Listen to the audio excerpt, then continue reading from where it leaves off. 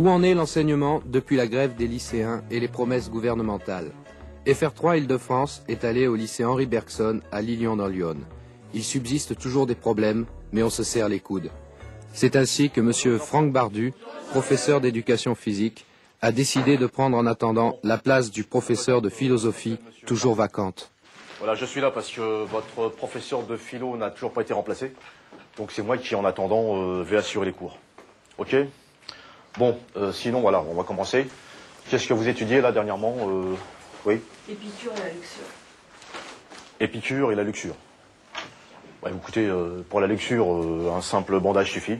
Il n'y a pas besoin de... Voilà. D'autres questions?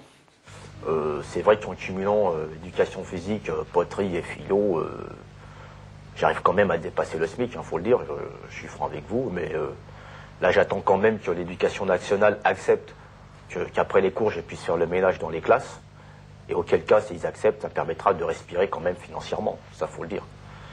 Mais c'est difficile, hein. Il subsiste des problèmes qui sont problématiques, qui demeurent et qui restent inadmissibles. Voilà, on peut pas, tant que les pouvoirs publics n'auront pas accepté ce que les dirigeants du SGEN, de la FUV, du SPLIT et du SGEG réunis ont proposé, on reste dans l'impasse. C'est quoi ces propositions? Alors, bon, les propositions elles sont claires. Primo, revalorisation des pouvoirs d'achat. Deuxio, augmentation des salaires. Et tierço, trimo, plus d'argent à la fin du mois. Qu'est-ce que vous enseignez, vous Cherchez pas à embrouiller il y a un problème, il faut le résoudre. Le français, c'est ça. Pourtant, pour certains, comme mademoiselle Eliane Labute, professeure de musique, les jours nouveaux ne sont pas à la morosité.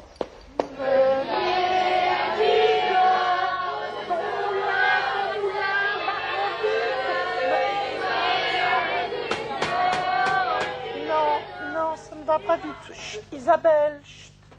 Meunier, qu'est-ce que tu fais? Danda. Qu'est-ce que tu fumes, là? Donne-moi ça. Qu'est-ce que c'est que ça? C'est pas du tabac, j'espère? Non, c'est de l'herbe. Il est interdit de toucher aux pelouses de l'établissement. Il faut savoir être à l'écoute. Aujourd'hui, nous avons travaillé une chose facile, des Zunenheit nicht gefragt Lust so de Schubert. Et demain, nous travaillerons les Beatles. Les Beatles. Les Beatles. S'adapter, se mettre à l'écoute des élèves, c'est le maître mot de l'enseignement aujourd'hui. C'est super, virgule. Johnny a dit à Adeline, Johnny a dit à Adeline, sinon ça fait Adelin, à que c'est chouette. Voilà, donc inconscient et subconscient. Hein. Donc je pense qu'avant tout, le problème, c'est une question de souplesse. Hein. Donc maintenant, on fléchit bien. Inconscient et subconscient, et 2 conscients et subconscients. Maintenant, on réfléchit, bien sûr. Et 3 conscients et subconscients. Hein. Tout dans les genoux. Question de... OK? Quoi qu'il en soit, tout le monde s'accorde à penser que le gouvernement fait de gros efforts. Alors, les grands hommes de la France, on reprend depuis le début. Il y a eu Léon Blum, après Jean Jaurès, ensuite Mitterrand. Et juste avant Mitterrand, il y a eu un très mauvais président. C'est qui? C'est C'est ton destin. Non, avec les élèves ça va, mais disons qu'avec les parents d'élèves, parfois il y a des petits problèmes, c'est sûr. Non. Encore qu'en matière de budget, quelques petits efforts restent à faire. Tiens, donne-moi ça, toi. C'est simple, pourtant. Si je vous fais ça, il est où le ré, là? Le ré, il est où?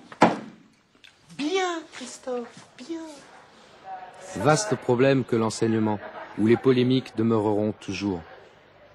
Mais au fait, les élèves, les premiers intéressés, comment vivent-ils tout cela au quotidien? Je suis pas d'accord, les professeurs ils gagnent du fric, et nous on a que dalle. Et même il y a des fois... Il y a des problèmes, il faut faire quelque chose. J'arrive en retard.